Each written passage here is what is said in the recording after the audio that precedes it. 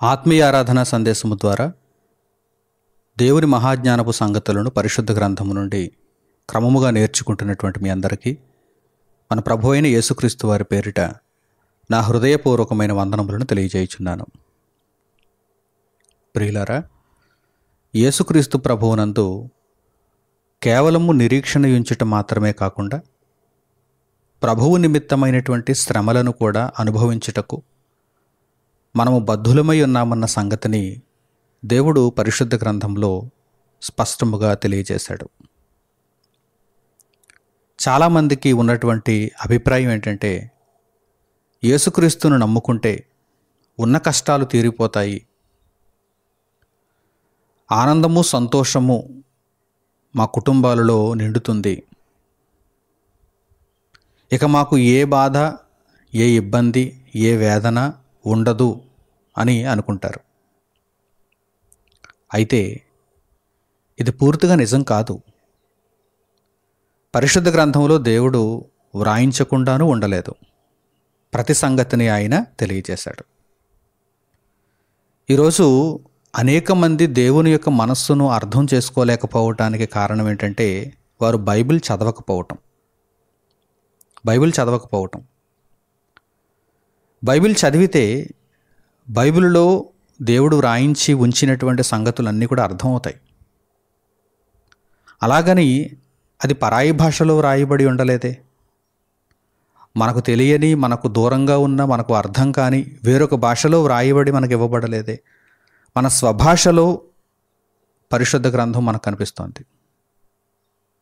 పూర్తిగా బోధకులు చెప్పేటువంటి విషయాలపై ఆధారపడిపోతూ తమ చేతులలో ఉన్నటువంటి బైబిల్ని పరిశోధించక, చదవక ఈరోజు అనేక మంది గ్రుడ్డివారుగానే మిగిలిపోతున్నారు. బైబిల్ చదవాలి. ఎందుకు చదవాలి అంటే, దేవుని మనస్సును పూర్తిగా అర్థం చేసుకోవటానికి. ఒకవైపు చూచారు, మరోవైపు చూడలేదు. పూర్తి కోణాలలో దేవుని గురించి అర్థం చేసుకోవాలి. ఏదో కొన్ని సంగతులు మాకు అర్థమయ్యాయి, కొన్ని సంగతులను మేము చదివాము, కొన్ని సంగతులను మేము విన్నాము, సరిపోతుంది అని మీరు అక్కడితో సరిపెట్టుకుంటే దేవుని యొక్క జ్ఞానము, దేవుని యొక్క ఆలోచన, దేవుని యొక్క ఉద్దేశ్యాలు మనకు ఇంకా దూరంగానే ఉండిపోతాయి. మీకు ఏదైనా ఒక లెటర్ వచ్చిందనుకోండి, ఆ లెటర్లో కొన్ని సంగతులు చదివి తర్వాత మీరు పక్కన పెట్టేస్తారా? పూర్తిగా చదవాలనుకుంటారు, చివరి వరకు చదవాలనుకుంటారు.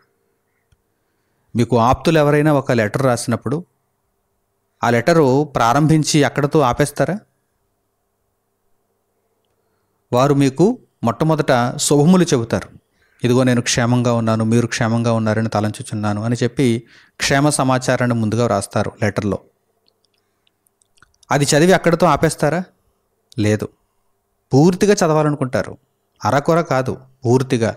ఇంతే సంగతులు, ఇట్లు మీ శ్రేయోభిలాషి అని వ్రాయబడినంత వరకు కూడా చదవాలి అనుకుంటారు. మరి దేవుడు మీ కొరకు వ్రాయించినటువంటి మాటలను మీరు ఎందుకు చదవకుండా విడిచిపెడుతున్నారు? అలాగని ఒకసారి చదివితే కూడా సరిపోదు. పదే పదే మీ జీవితకాలం అంతా పరిశుద్ధ గ్రంథాన్ని చదువుతూ ఉండాలి. ఒకసారి పూర్తి చేసేసారు, నాకంతా వచ్చేసు అనుకోవడం కూడా పొరపాటే, నాకంతా తెలిసిపోయింది అనుకోవడం కూడా పొరపాటే. అనేక మార్లు పరిశుద్ధ గ్రంథాన్ని చదువుతున్నప్పుడు గూఢార్థముగా వ్రాయబడినటువంటి సంగతుల యొక్క పరమార్థం మీకు అర్థమవుతుంది. దేవుడు నిస్సందేహంగా తన బిడ్డలకు క్షేమాన్ని అనుగ్రహిస్తాడు, సంతోషాన్ని ఇస్తాడు, ఆనందాన్ని దయచేస్తాడు. కానీ దేవుని కొరకైనటువంటి బ్రతుకు అనగానే అది శ్రమలతో కూడుకున్నదే, ఇబ్బందులతో కూడుకున్నదే.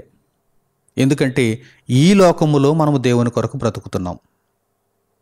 దేవుడున్న లోకములో మనము నివసిస్తున్నాం అనుకోండి, అక్కడ ఏడ్పు లేదు, కన్నీరు లేదు, శ్రమ లేదు, ఇబ్బంది లేదు, బాధ లేదు, ఏ వేదన ఉండదు. ఎందుకంటే చుట్టూ పరిశుద్ధులే. మనకు రాజు దేవుడు, మన అధిపతి క్రీస్తు.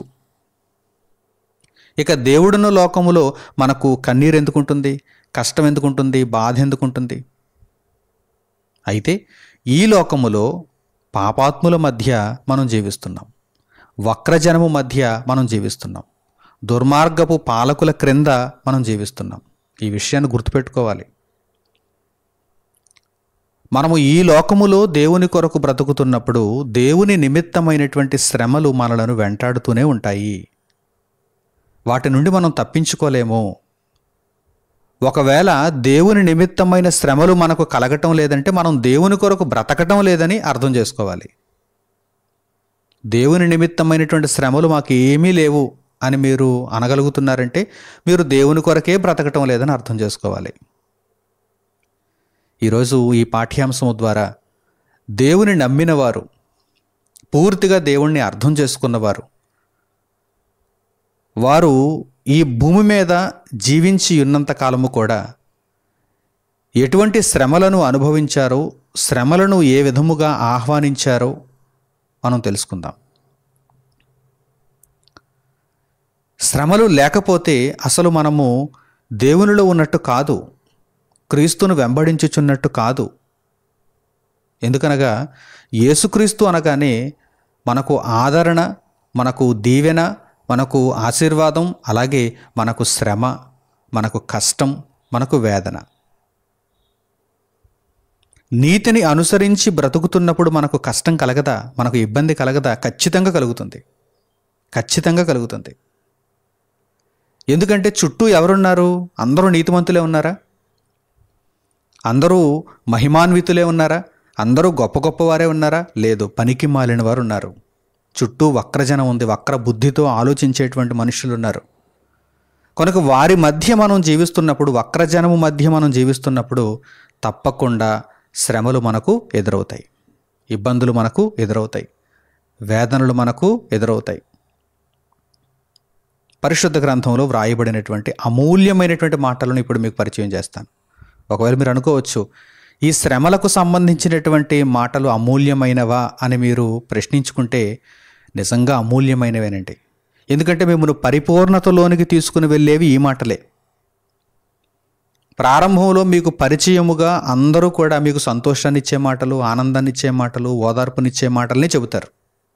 దేవుడు మిమ్మల్ని ఆశీర్వదిస్తాడు, దేవుడు మిమ్మల్ని కాచి కాపాడతాడు, ఏ ఆపద ఏ ఇబ్బంది రాకుండా దేవుడు మిమ్మల్ని రక్షిస్తాడు అని మీకు చెప్పేటువంటి బోధలను, ఆ మాటలను మీరు వింటారు, చదువుతారు. కానీ పరిపూర్ణతలోనికి మీరు రావాలంటే, పూర్తిగా మీరు రక్షింపబడాలంటే, ఇదిగో ఈ విషయములను కూడా మీరు తెలుసుకోవాలి. శ్రమలకు సంబంధించినటువంటి సంగతులను కూడా మీరు తెలుసుకోవాలి. అప్పుడే మీకు పరిపూర్ణత.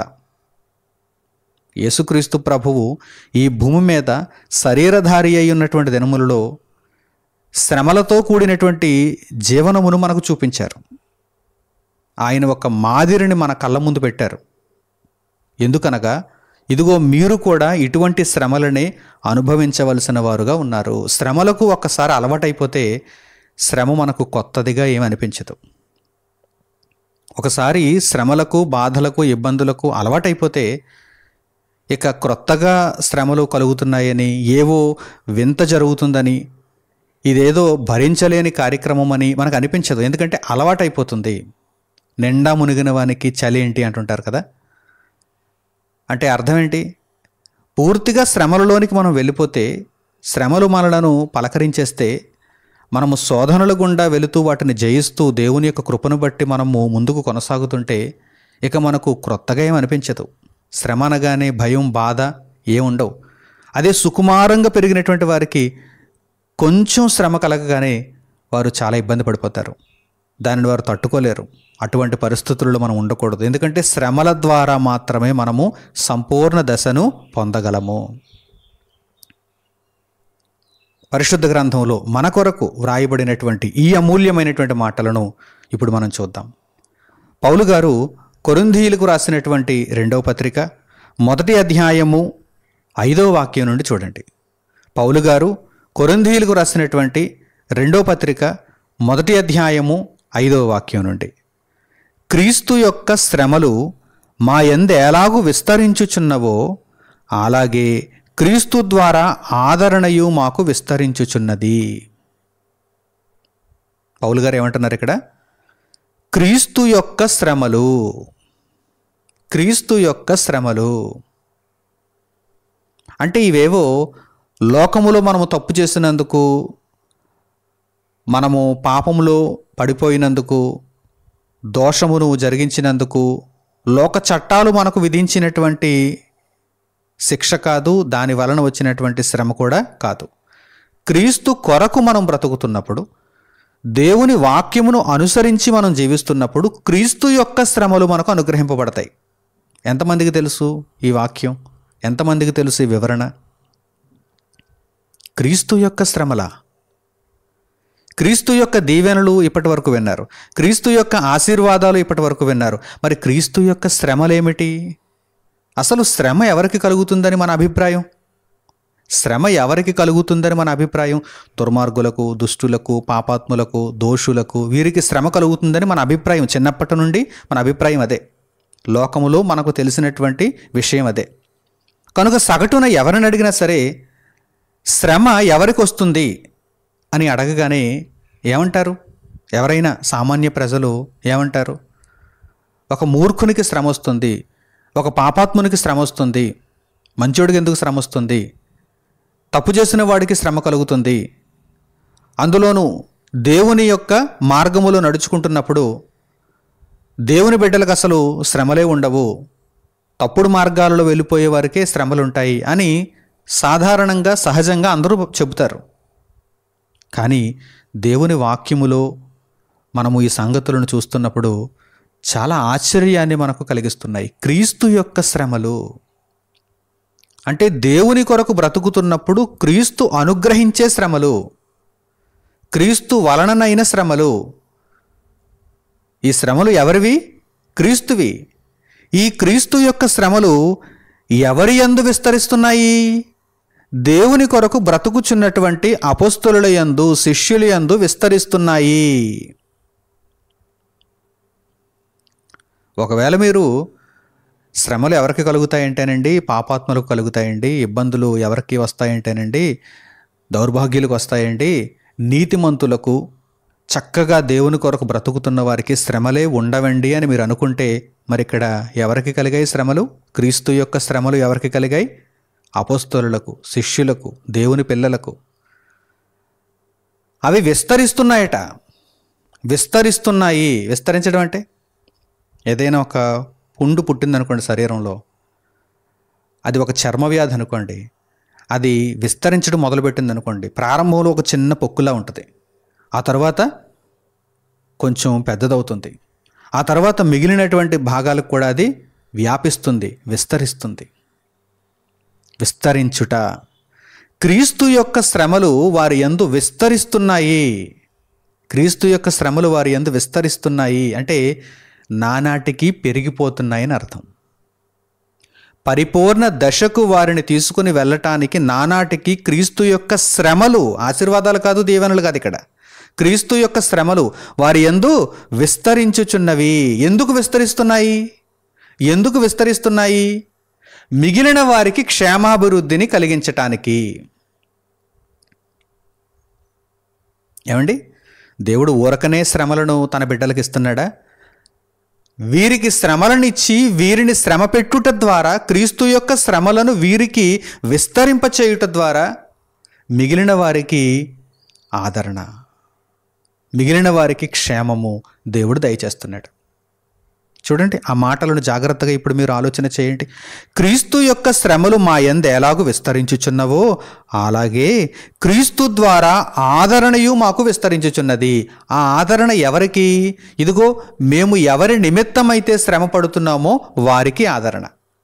అందుచేతనే 6వ వాక్యాన్ని కూడా మీరు చూడండి, మీకు అర్థమవుతుంది. మేము శ్రమ పొందినను మీ ఆదరణ కొరకును రక్షణ కొరకును పొందుదుము. ఎందుకు అనుగ్రహిస్తున్నాడు దేవుడు క్రీస్తు యొక్క శ్రమలను? ఇదిగో చుట్టూ ఉన్నటువంటి వారందరూ కూడా రక్షింపబడటానికి, చుట్టూ ఉన్న వారందరికీ కూడా ఆదరణ కలగటానికి. ఇంకా ఎవరైతే రక్షణ పొందలేదో వారు రక్షణ పొందు నిమిత్తము అప్పటికే రక్షణలో ఉన్నవారు శ్రమను అనుభవిస్తున్నారు. మీకు అర్థమైందా లేదా? ఇప్పటికీ ఇంకా రక్షణ అనుభవమును చూడని వారు రక్షణలో ప్రవేశించు నిమిత్తము టార్గెట్ అది. కొందరు రక్షణలోనికి రావాలి, కొందరు ఆదరింపబడాలి దేవుని చేత. టార్గెట్ అది. దానికి దేవుడు ఎవరిని వినియోగిస్తున్నాడు? అప్పటికే రక్షణలో ఉన్నటువంటి వారిని వినియోగిస్తున్నాడు. వారికి శ్రమలను దేవుడు విస్తరింపజేస్తున్నాడు. ఇప్పుడు రక్షణ అనుభవమును అప్పటి వరకు పొందనటువంటి వారు రక్షణలోనికి వచ్చేస్తారు. ఎందుకంటే ఆదరణ, రక్షణ పొందారు కనుక వచ్చేస్తారు రక్షణలోనికి. అలా వచ్చినటువంటి వారికి మరలా శ్రమలు ప్రారంభమవుతాయి. మిగిలిన వారిని రక్షించడానికి మీకు బాగా అర్థం అవ్వాలంటే ఒక ఉదాహరణ చెబుతాను. పడవలో కొంతమంది ఉన్నారు, నీటిలో మరికొంతమంది ఉన్నారు. పడవలో కొంతమంది ఉన్నారు, నీటిలో మరికొంతమంది ఉన్నారు. నీటిలో ఉన్నటువంటి వారందరూ కూడా ఆపదలో ఉన్నారని మనం అర్థం చేసుకుంటున్నాం. నీటిలో ఉన్నటువంటి వారందరూ కూడా ఆపదలో ఉన్నారు. పడవలో ఉన్నటువంటి వారందరూ కూడా సురక్షితంగా ఉన్నారు. ఇప్పుడు పడవలో ఉన్నటువంటి వారందరూ ఏం చేయాలి? నీటిలో కొట్టుకుపోతున్నటువంటి వారిని, మునిగిపోతున్నటువంటి వారిని కాపాడడానికి ప్రయత్నం చేయాలి. తాళ్ళు వేయాలి, వారిని లాగాలి, ఆ తాడు పట్టుకోమనాలి, జాగ్రత్తగా వారిని లాగాలి కదా. పడవలో ఉన్నటువంటి వారు నీటిలో ఉన్నటువంటి వారిని, కొట్టుకుపోతున్నటువంటి వారిని, మునిగిపోతున్నటువంటి వారిని ఒక్కొక్కరుగా కాపాడుతున్నారు. కాపాడబడిన వారు ఎందులోనికి వచ్చేస్తారు? పడవలోనికి వచ్చేస్తారు. తాడు పట్టుకుంటారు, జాగ్రత్తగా పడవలో ఉన్నటువంటి వారు లాగుతారు. మునిగిపోతున్నటువంటి వారు తాడు పట్టుకొని జాగ్రత్తగా పడవలోనికి వచ్చేస్తారు. పడవలోనికి వచ్చిన తర్వాత హాయిగా ఒక డెక్లోనికి వెళ్ళిపోయి పడుకున్నారనుకోండి, రక్షించినటువంటి వారు ఏమంటారు? మిగిలిన వారికి సహాయం చేయొచ్చుగా, వచ్చి మాతో పాటు సహకరించు అని అంటారు కదా. తాడు వేసి ఒకరిని రక్షిస్తే, అమ్మయ్య బాగానే రక్షించావు, మిగిలిన వారు ఎలా పోతే నాకేంటి, నేను వచ్చి చక్కగా విశ్రాంతి తీసుకుంటాను, నాకు ఒక ఏసీ పెట్టు, హాయిగా నన్ను ఎవరు కూడా డిస్టర్బ్ చేయొద్దు, నేను పడుకుంటాను, ప్రశాంతంగా ఉంటాను, నాకు వేళకు తిండి పెట్టండి అన్నాడు అనుకోండి. ఎంత కోపం వచ్చేస్తుంటే అటువంటి వారి మీద. నిన్నేమో ఎంతో కష్టపడి మేము రక్షిస్తే నువ్వు వచ్చి తిని త్రాగుతావా? మేమే ఒకవేళ తిని త్రాగితే నువ్వు రక్షింపబడదువా? లేదు కదా. మేమే ఒకవేళ నిన్ను పట్టించుకోకుండా నీటిలో మునిగిపోతున్నటువంటి పరిస్థితులలో నేను అలా విడిచిపెట్టేసి మా రక్షణ మేము చూసుకుంటే నువ్వు రక్షింపబడదువా? లేదు. మేము కష్టపడ్డాం, నిన్ను జాగ్రత్తగా ఒడ్డుకు చేర్చాం, ఈ పడవలోనికి ఎక్కించుకున్నాం. మరి నీవు మాతో సహకరించవద్దా? విస్తారమైనటువంటి పని ఉంది. ఈ పడవలో ఉన్నటువంటి వారం కొద్దిమందిమే, కానీ చుట్టూ మునిగిపోతున్న వారు అనేక మంది ఉన్నారు. వారందరినీ మనం రక్షించడానికి ప్రయత్నాలు చేయాలి కదా. కనుక రక్షింపబడిన తరువాత నీవేం చేయాలి? ఇదిగో మాతో పాటు పనిలోనికి దిగాలి. రక్షింపబడక మునుపు వారికి తెలియదు పని ఉందని, వారు దాని గురించి ఆలోచనే చేయరు. రక్షింపబడక మునుపు, మునిగిపోతున్నప్పుడు ఆలోచన చేయరు దానికోసం. నేను లోపలికి వెళ్ళిన తర్వాత మిగిలిన వారిని రక్షించాలి అనేటువంటి ఆలోచన అప్పుడు వారికి ఉండదు. నేను రక్షింపబడాలి అనేటువంటి ఆలోచనే వారికి ఉంటుంది. రక్షింపబడతారు. రక్షింపబడిన తర్వాత వీరికి పని వారి కళ్ళ ముందు ఉంటుంది. రక్షింపబడిన తర్వాత వారి కళ్ళ ముందు పని ఉంటుంది. ఆ పనిని వారు చెయ్యాలండి. ఎందుకంటే రక్షింపబడ్డారు కదా, బాధ్యత ఉంది. మిగిలిన వారిని కూడా రక్షించేటువంటి బాధ్యత ఉన్నది. ఇదే ఎగ్జాంపుల్ని ఇప్పుడు మన భక్తి విషయంలో, క్రీస్తును గూర్చినటువంటి జీవితం విషయంలో మీరు అప్లై చేసి చూడండి, ఎంత చక్కగా మీకు అర్థమవుతుందో. లోకములో ఉన్నటువంటి వారికి రక్షణ కలుగు నిమిత్తము, లోకములో ఉన్నటువంటి వారికి ఆదరణ కలుగు నిమిత్తము దేవుని రాజ్యములో ఉన్నటువంటి వారు శ్రమలను అనుభవించాలి. You got this point? మీకు అర్థమైందా? దేవుడు ఎంతో చక్కగా పరిశుద్ధ గ్రంథములో ఈ విషయములను పొందుపరిచాడు. మీరు అర్థం చేసుకోవాలి. ఇప్పటి వరకు ఈ సంగతులను ఈ విధముగా బోధకులైన వారు చెప్పలేదు. ఎందుచేత అనగానే, ఒకవేళ ఇలా చెబితే మా దగ్గర ఎవరు ఉండరేమో, క్రైస్తవ్యాన్ని గూర్చి పూర్తిగా వీరికి వివరణ ఇచ్చేస్తే వీరు మా చెంత ఉండరేమో, లేక ఈ మార్గమును ద్వేషించి వెళ్ళిపోతారేమో అనేటువంటి కొన్ని భయాలు వీరిలో ఉండిపోవటం చేతనేమో అనేక మంది వీటిని గూర్చి చెప్పటం లేదు. ఏమంటున్నారంటే, క్రీస్తును నమ్ముకో నీకు ఆశీర్వాదమే, క్రీస్తును నమ్ముకో నీకు దీవెనే, క్రీస్తును నమ్ముకో నీకు సంతోషమే, క్రీస్తును నమ్ముకో నీకు ఆనందమే. ఇవే బోధలు చూడండి ఎక్కడ చూసినా. మీరు ఒక ఆధ్యాత్మిక టీవీ ఛానల్ ఓపెన్ చేసి చూసారంటే ఇవే వినిపిస్తాయి మీకు. ప్రతి బోధలోని ఇవే. అంతే తప్ప సగం బోధలైనా పోని క్రీస్తుని నమ్ముకుంటే ఆశీర్వాదం, దీవెన, సంతోషం అని చెప్పిన మిగిలిన సగం బోధలు, క్రీస్తుని నమ్ముకుంటే నీకు శ్రమలు కూడా ఉన్నాయి, నీవు రక్షింపబడిన మీదట ఇతరులను రక్షించాలి, నీవు శ్రమ నొందాలి అని చెప్పేటువంటి బోధలు ఏమైనా మనకు కనిపిస్తాయంటే? ఏ బోధకుడైనా సరే సంవత్సరాలు అలా బోధిస్తూనే ఉంటారు. వేటి కొరకు? క్రీస్తుని నమ్ముకుంటే దీవెన, ఆశీర్వాదం, సంతోషం, ఆనందం. అంతే తప్ప శ్రమ, వేదన, శోధన, బాధ చెప్పారా? చెప్పరు. బహుశా వారికి కూడా ఈ జ్ఞానము అందలేదు, వారు కూడా వీటిని తెలుసుకోలేదు. ఎందుకంటే దేవుడు తరాలలో యుగాలలో మరుగు చేసినటువంటి మహాజ్ఞానమును అందరికీ ఇవ్వడు. ఎవరైతే ఆయన ఎడల భయభక్తులు కలిగి ఉండి ఆయనను వేడుకుంటారో, ఆయనకి ఇష్టలు ఎవరైతే ఉంటారో పసిబాలురైనటువంటి వారికే తన జ్ఞానాన్ని అనుగ్రహిస్తాడు. అందరూ చెప్పడానికి వీలు పడదు. చూడండి ఈరోజు ఎంతమంది ఆ కోవలోనికి వెళ్ళిపోయారో. దేవుని మనస్సును పూర్తిగా అర్థం చేసుకోలేని వారి కోవలోనికి వెళ్ళిపోయారు. పరిపూర్ణత అంటే ఇదిగో ఇక్కడ ఉంది. పరిపూర్ణత. నీవు దేవుని కొరకు బ్రతకాలి, నీవు దేవుని నిమిత్తము శ్రమలను అనుభవించాలి. అపోస్తలుడు, శిష్యులు వారు ఏమంటున్నారు చూడండి, క్రీస్తు యొక్క శ్రమలు మా యందు విస్తరించుచున్నవి, ఆదరణ కూడా విస్తరించుచున్నది, ఆదరణ మీ నిమిత్తము, శ్రమలు మా కొరకు. పౌలు గారు ఈ విధంగానే మాట్లాడుతున్నారు. 6వ వాక్యాన్ని జాగ్రత్తగా చూడండి. మేము శ్రమ పొందినను మీ ఆదరణ కొరకును రక్షణ కొరకును పొందుదుము. మేము ఆదరణ పొందినను మీ ఆదరణ కొరకై పొందుదుము. ఈ ఆదరణ మేము కూడా పొందుచున్నట్టి ఆ శ్రమలను ఓపికతో సహించుటకు కార్యసాధకమై ఉన్నది. వీరు శ్రమలను అనుభవించుటకు ఇక సిద్ధపడిపోయారు. క్రీస్తు యొక్క శ్రమలను అనుభవించుటకిక పూర్తిగా మనసును సిద్ధం చేసుకున్నారు. మరి ఇలా శ్రమపడుతూ ఉన్నప్పుడు మధ్యలో దేవుడు వారికి ఆదరణ కూడా కాస్త దయచేస్తున్నాడు. ఆ ఆదరణను కూడా మరలా వీరు దేనికి ఉపయోగించుకుంటున్నారు? మరలా శ్రమ పొందటానికి ఉపయోగించుకుంటున్నారు. అందుచేతనే పౌలు గారు అంటున్నారు, ఈ ఆదరణ, మేము పొందేటువంటి ఆదరణ ఏదో పూర్తిగా విశ్రాంతి తీసేసుకుందామని కాదు, మేము కూడా పొందుచున్నట్టు ఆ శ్రమలను ఓపికతో సహించుటకు కార్యసాధకమై ఉన్నది. ఈ విషయాలన్నిటినీ కూడా కొరింథీయులతో పౌలు గారు ఎందుకు పంచుకుంటున్నారు? మీరు కూడా ఈ విధముగానే శ్రమలను అనుభవించాలి. ఇప్పుడు దేవుడు మనతో ఎందుకు పంచుకుంటున్నాడు? ఈ మాటలను మనకు చెప్పి, మనకు బోధించి మనతో ఎందుకు పంచుకుంటున్నాడు? మీరు కూడా రక్షింపబడిన మీదట క్రీస్తు యొక్క శ్రమలను పొందాలి, క్రీస్తు యొక్క శ్రమలను అనుభవించాలి. ఎందుకంటే మీరు శ్రమ పడకపోతే మీ చుట్టూ ఉన్నవారు రక్షింపబడరు. ఎగ్జాంపుల్ మీరు బాగా గుర్తుంచుకోండి. మీరు పడవలో ఉండి చుట్టూ ఉన్నటువంటి వారికి తాళ్ళు వేసో లేకపోతే లైఫ్ బాయ్స్ వేసో మీరు రక్షించాలనేటువంటి ఉద్దేశంతో వారి నిమిత్తము శ్రమ పడకపోతే వారిలో ఏ ఒక్కరూ కూడా రక్షింపబడరు. మీరే కారణమైపోతారు వారు మునిగిపోవటానికి. కనుక మీరు రక్షింపబడిన మీదట మీ తపన, మీ తాపత్రయం ఎలా ఉండాలంటే చుట్టూ ఉన్న వారిలో ఎంతో కొంతమంది నేను రక్షించేయాలి, కాపాడేయాలి, అందు నిమిత్తము ఎంత శ్రమనైనా నేను అనుభవించాలి. బాగా అర్థమవుతుందా మీకు? కనుక దేవుడు క్రీస్తు యొక్క శ్రమలను మనకు దయచేస్తున్నాడు. అలాగని మనకు ఆదరణను ఇవ్వటం లేదా? ఇస్తున్నాడు. అన్న వస్త్రములు కలిగిన వారుగా మనలను చూడటం లేదా? చూస్తున్నాడు. ఈ భూమి మీద ఒక సగటు మనిషి ఏ విధంగా బ్రతకాలో ఆ విధంగా మనలను బ్రతికింపజేస్తున్నాడు ఆయన.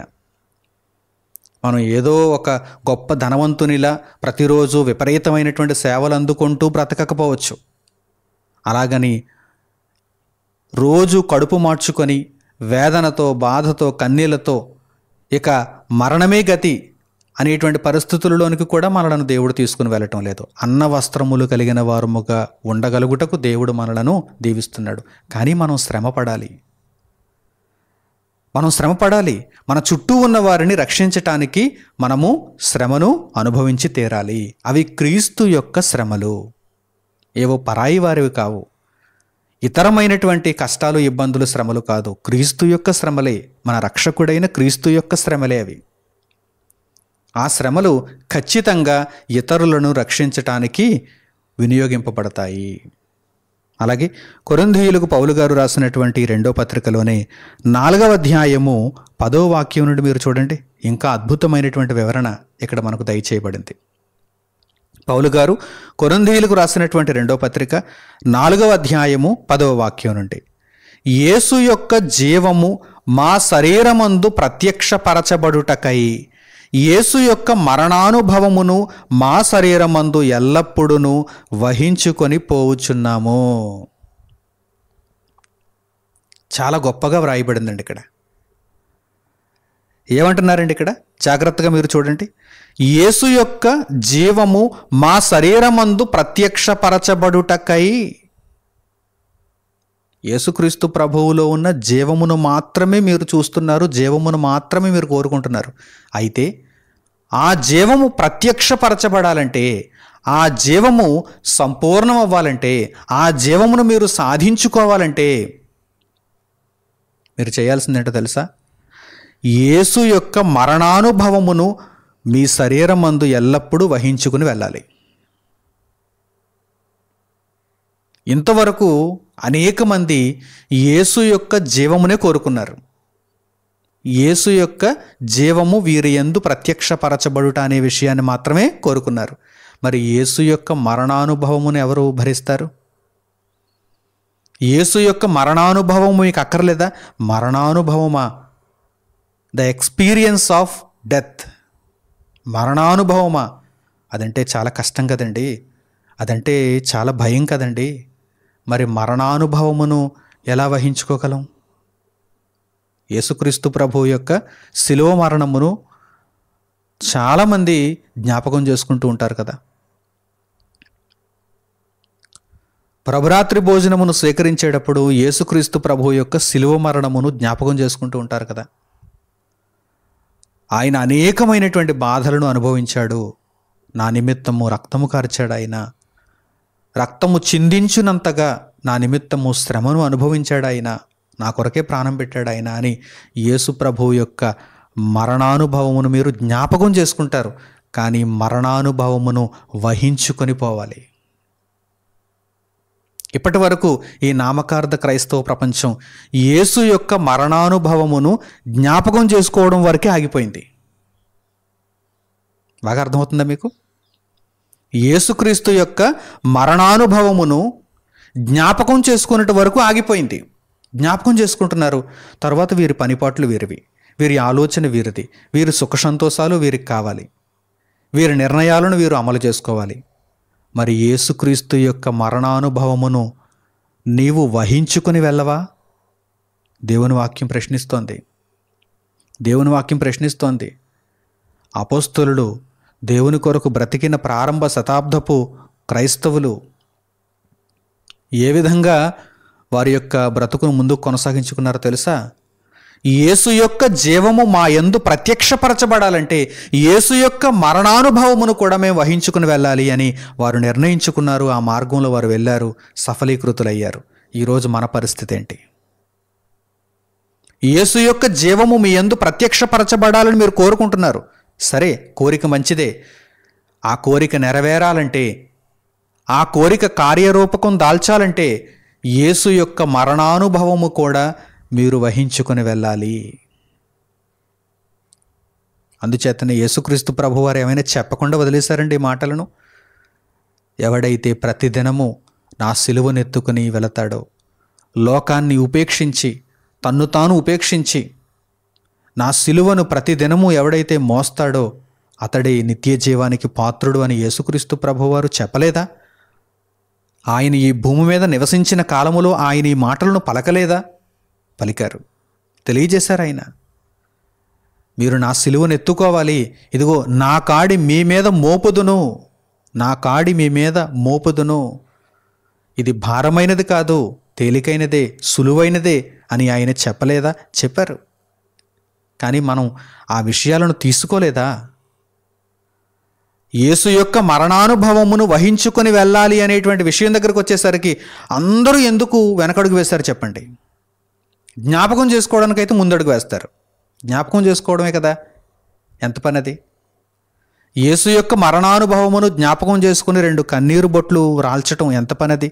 ఆదివారం ఒక 2 గంటలు కూర్చొని ఆలయంలో కూర్చొని యేసు యొక్క మరణానుభవమును జ్ఞాపకం చేసుకుని, ఆ విజువల్స్ అన్నీ కూడా జ్ఞాపకం చేసుకుని, ఆయన చేతులకు మేకులు కొడుతున్నప్పుడు, ఆయన కాళ్లకు మేకులు కొడుతున్నప్పుడు, ఆయనకు ముండ్ల కిరీటమును పెట్టినప్పుడు, ఆయన ప్రక్కలో బల్లెపు పోటు పొడిచినప్పుడు, ఆయన సిలువను మోసుకుని వెళుతున్నప్పుడు, ఆయన ప్రాణము విడుచుచున్నప్పుడు, ఆ విజువల్స్ అన్నీ జ్ఞాపకం చేసుకుంటే యేసు యొక్క మరణానుభవమును మీరు జ్ఞాపకం చేసుకున్నట్టు మాత్రమే. మీరు కన్నీరు కారుస్తారు, అయిపోయింది అక్కడితో. కానీ యేసు యొక్క మరణానుభవమును మీ జీవితములో మీరు వహించుకుని వెళ్ళాలని దేవుడు కోరుకుంటున్నాడు. ఇది అసలైన కన్నీరు. ఇది జ్ఞాపకం చేసుకుంటే వచ్చేటువంటి కన్నీరు కాదు.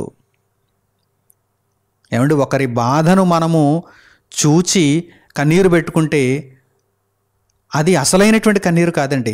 ఒకరి బాధను మనము పంచుకుంటే మనకు వచ్చే కన్నీరు ఉంటుంది చూసారా, అదండి అసలైన కన్నీరు.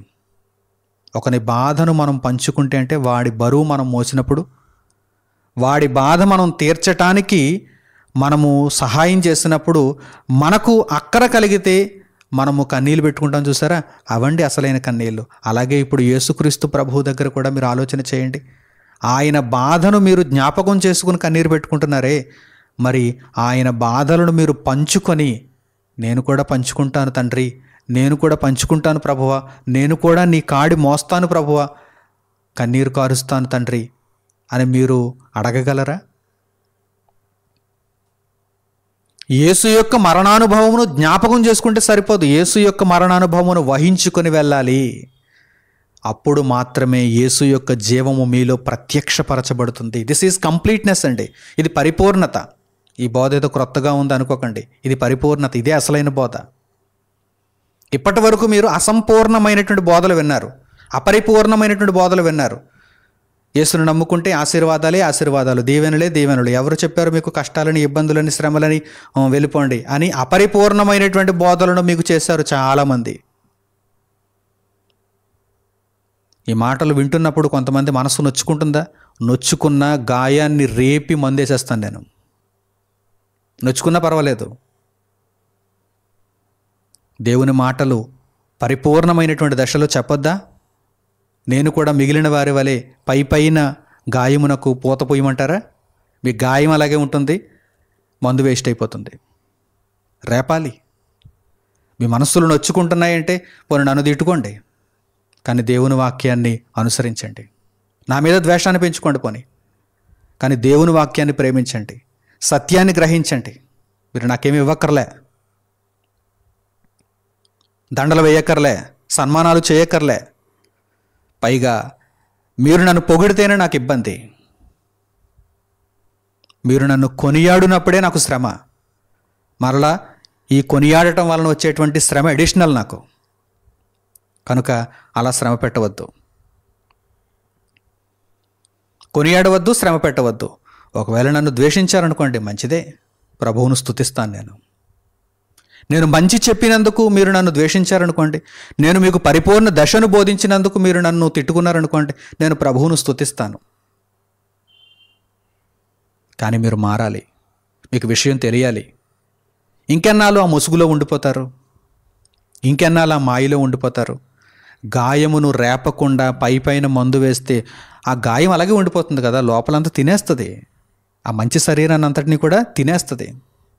కనుక అలా ఉండొద్దు, మంచి వైద్యం చేయించుకోండి. యేసు యొక్క జీవము మీలో ప్రత్యక్షపరచబడాలంటే యేసు యొక్క మరణానుభవమును మీరు వహించుకుని వెళ్ళాలి. యేసు యొక్క మరణానుభవం అంటే ఇప్పుడు ఆలోచన చేయండి.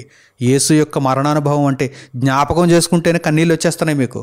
ఇక ఆ మరణానుభవమును వహించుకుని వెళ్ళారంటే ఎలా ఉంటుందో, ఆ స్టేజ్ ఎలా ఉంటుందో ఒక్కసారి ఊహించుకోండి. అలాగని భయపడి వెనకడుగు వేశారా, యేసు యొక్క జీవము మీలో ప్రత్యక్షపరచబడదు. మీరు శ్రమ పడాల్సిందే. ఇందులో ఎవరికి కూడా మినహాయింపు లేదు. కొంతమందికే నేను ఈ శ్రమలను అనుగ్రహిస్తాను, మిగిలిన వారికి కాదు అని దేవుడు చెప్పడం లేదు. ఈ వాక్య భాగాన్ని ఏమైనా దేవుడు పైన హెడ్డింగ్లో ఏమైనా రాశాడండి, ఇది కొంతమందికి మాత్రమే చెందుతుంది, మిగిలిన వారికి ఈ మాటలు చెల్లవు, మిగిలిన వారు ఈ మాటలను చదవక్కర్లేదు, పట్టించుకోనక్కర్లేదు అని దేవుడు ఏమైనా చెప్పాడంటే అందరికీ ఈ మాటలు. ఎవరైతే రక్షణలో పరిపూర్ణ దశకు చేరాలనుకుంటున్నారో వారందరికీ ఈ మాటలు వర్తిస్తాయి. కనుక యేసు యొక్క జీవము మనలో ప్రత్యక్షపరచబడాలంటే యేసు యొక్క మరణానుభవమును మనము వహించుకొని వెళ్ళాలి. ఇంకా క్రింది మాటలు చూడండి. ఏలయనగా యేసు యొక్క జీవము కూడా మా మర్త్య శరీరమునందు ప్రత్యక్షపరచబడినట్లు సజీవులమైన మేము ఎల్లప్పుడూ యేసు నిమిత్తము మరణమునకు అప్పగింపబడుచున్నాము. యేసు యొక్క జీవము మాకు అనుగ్రహింపబడాలంటే మేము యేసు యొక్క మరణానుభవంలోనికి వెళ్ళిపోవాలి. ఎల్లప్పుడూ మేము యేసు నిమిత్తము మరణమునకు అప్పగింపబడుచున్నాము అంటున్నారు చూడండి పౌలు గారు. అంటే అపొస్తలులు, శిష్యులు నిజంగా దేవుని నిమిత్తము ఎంత పరిపూర్ణమైనటువంటి దశను వారు పొందగలిగారో చూడండి. యేసు యొక్క మరణానుభవమును వారు సంపాదించుకున్నారు. ప్రతి సందర్భమునందు యేసు నిమిత్తము వారు మరణమునకు అప్పగింపబడినట్టుగా శ్రమను అనుభవించారు. ఆ స్థాయి వరకు శ్రమను అనుభవించారు. నిజంగా ఈరోజు క్రీస్తు కొరకు బ్రతుకుతున్నామని చాలామంది చెప్పుకుంటారు, కానీ వారికి ఇసుమంత కూడా శ్రమ కలగటం లేదు అంటే ఈ వాక్యం వారిలో నెరవేరటం లేదు, వారు పరిపూర్ణ దశకు రాలేదు అని అర్థం. వారిలో యేసు యొక్క జీవము ప్రత్యక్షపరచబడటం కష్టమే. నిజంగా నీవు యేసు కొరకు శ్రమను అనుభవిస్తున్నావా? నిజముగా నీవు క్రీస్తు అనుగ్రహించిన శ్రమలను అనుభవిస్తూ ముందుకు వెళుతున్నావా? అయితే నీవు చాలా ధన్యుడవు, నీవు చాలా ధన్యురాలవు. ఎందుకంటే యేసు యొక్క జీవము నీలో ప్రత్యక్షపరచబడుటకు సిద్ధముగా ఉన్నది. ఆ శ్రమలను కొనసాగించు, పరిపూర్ణం చేసుకో. అనేక మందిని రక్షించటానికి నీవు అహర్నిశలు శ్రమిస్తున్నావా? కష్టపడుతున్నావా? అయితే నీ యందు యేసు యొక్క జీవము ప్రత్యక్షపరచబడటానికి సిద్ధముగా ఉన్నది. ఈ విషయాన్ని మీరు జ్ఞాపకం చేసుకోవాలి. మీరు పూర్తిగా అవగాహన చేసుకోవాలి. ఈ విషయాన్ని పూర్తిగా గ్రహింపులోనికి తెచ్చుకోవాలి. ఈ విషయాన్ని మీరు మీ యొక్క ప్రవర్తనలో చూపించాలి. కేవలం నేర్చుకుంటే సరిపోదు. ఈ విషయమంతా ఇక నుంచి మీ ప్రవర్తనలో కనిపించాలి.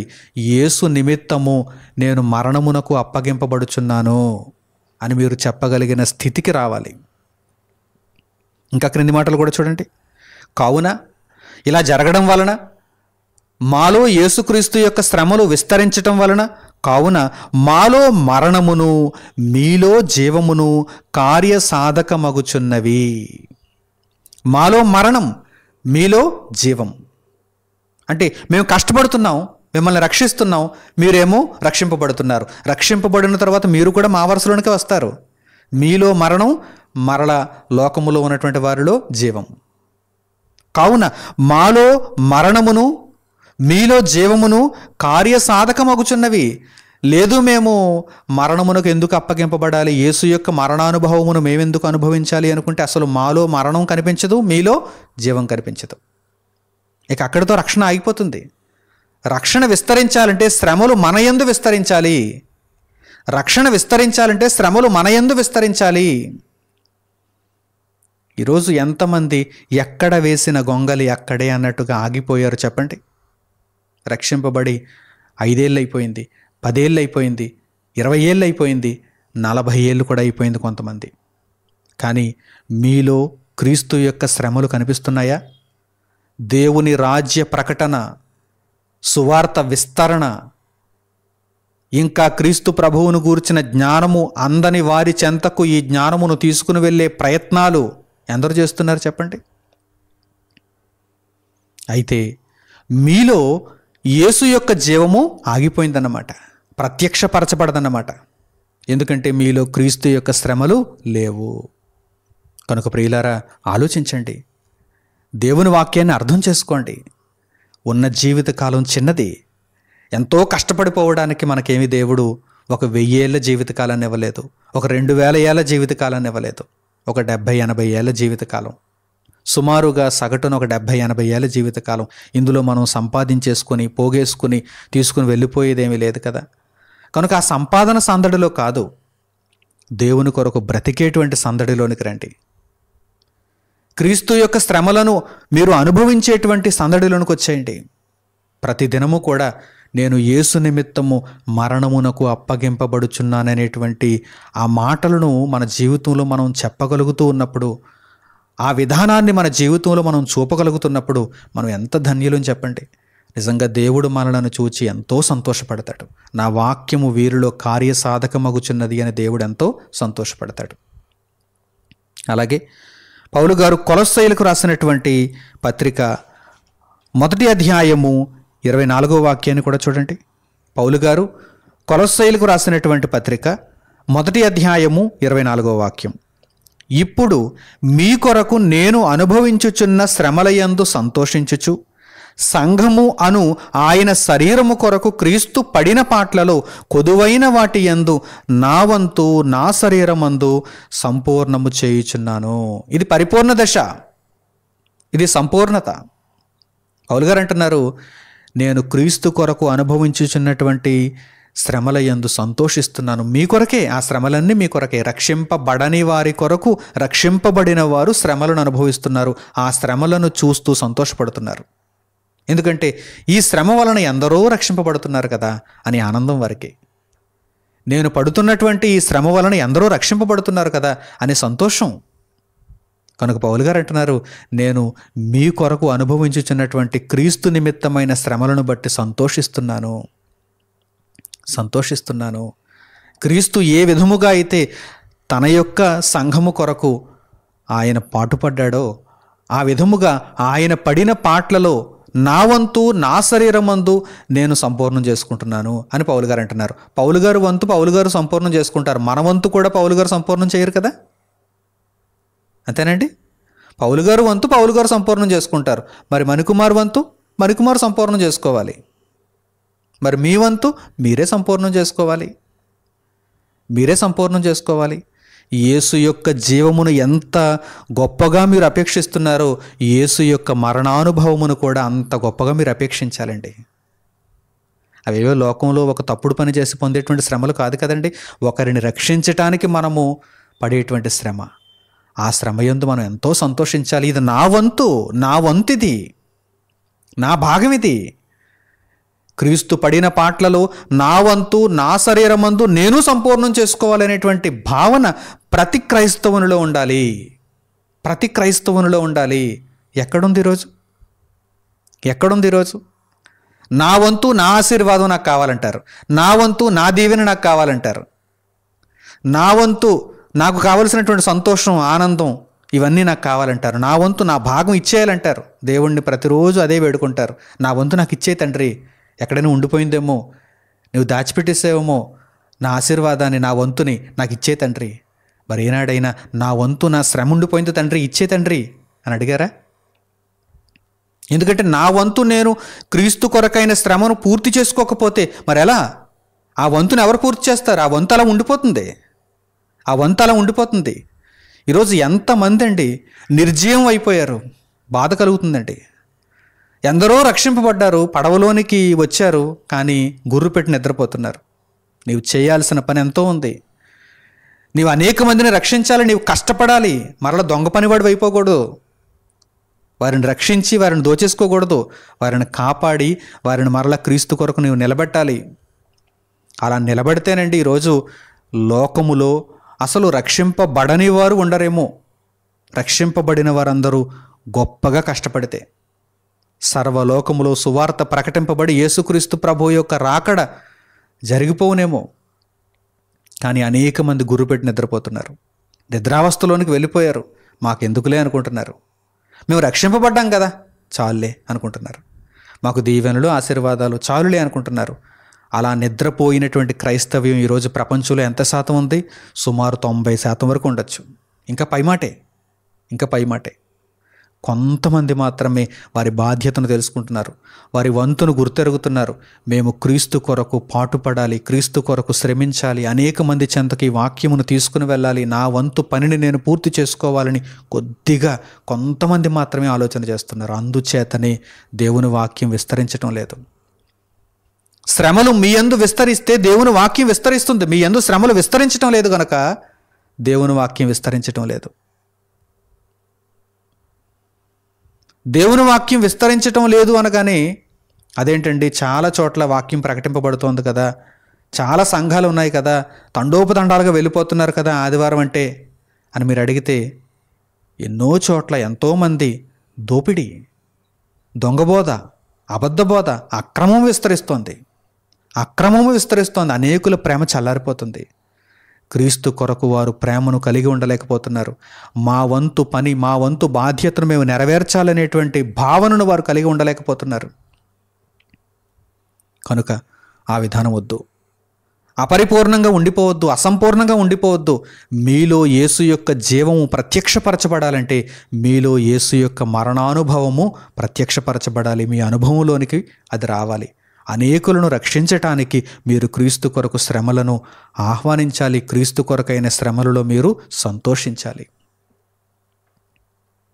కనుక మంచి నిర్ణయాలు తీసుకుంటారని, క్రీస్తు యొక్క శ్రమలను ఆహ్వానించి మీ రక్షణను పరిపూర్ణం చేసుకుంటారని హృదయపూర్వకంగా కోరుకుంటూ ఈ సందేశమును ఇంతటితో నేను ముగిస్తున్నాను. తండ్రి అయిన దేవునికి ప్రార్థనలో ఏకీభవించండి. మహోన్నతుడును మహాపరిశుద్ధుడునైన మా కన్న తండ్రి, మీరు అనుగ్రహించిన ఈ మాటలు, ఈ సందేశము ఎంతో విలువైనది నాయన. ప్రపంచంలో అనేక మంది నోట ఈ సందేశము వినబడకపోయినా తండ్రి, దీనుడను అల్పుడను నా నోట మీ మాటలను ఉంచి మీరు చెప్పాలనుకుంటున్నటువంటి దివ్యమైనటువంటి జ్ఞానోపదేశమును లోకములో ప్రచురింపచేయుచున్నందుకు నేను ఎంతగానో సంతోషిస్తూ మిమ్మల్ని స్తుతించుచున్నాను. కృతజ్ఞతాస్తుతులను మీకు చెల్లించుచున్నాను. దేవా, ఈ మాటలు విన్నటువంటి మీ బిడ్డలందరూ సత్యమును గ్రహించువారుగా మారగలుగుటకు సహాయమును చేయండి. తండ్రి, నన్ను ద్వేషించిన మీ వాక్యమును ద్వేషించకుండా మీ చిత్తమును ప్రేమించగలగటానికి మీ బిడ్డలకు కృపను అనుగ్రహించండి. క్రీస్తు కొరకు వారు పడవలసినటువంటి పాట్లు తెలుసుకుంటూ వారి వంతును పూర్తి చేసుకోవాలనేటువంటి బాధ్యతను గుర్తెరిగి మీ చిత్తములో ముందుకు వెళ్ళగలిగేటువంటి ధన్యతను మీ బిడ్డలు పొందగలుగుటకు తండ్రి మంచి నిర్ణయాలు తీసుకునే నిమిత్తం వారికి సహాయమును అనుగ్రహించండి. నాయన, క్రీస్తు విషయమైన శ్రమలయందు సంతోషించగలుగుటకు మీరు మాకు ఇచ్చిన ధన్యతను బట్టి మీకు కృతజ్ఞతాస్తుతులు దేవా. మా మరణము వరకు యేసుక్రీస్తు ప్రభు యొక్క మరణానుభవమును మేము వహించుకొని పోతూ అనేక మంది రక్షణకు కారణమయ్యేటువంటి ఆ శ్రమలను ఎల్లప్పుడూ మేము ఆహ్వానిస్తూ మిమ్మల్ని సంతోషింపజేసేటువంటి కృపను భాగ్యమును మాకు అనుగ్రహించమని మిమ్మల్ని కోరుకుంటూ మా ప్రార్థనా మనవులను మా ప్రభువును మా రక్షకుడునైన యేసుక్రీస్తు వారి పేరిట మిమ్మల్ని వేడుకొనిచున్నాము తండ్రి. ఆమెన్. అందరికీ వందనములు. సెలవు.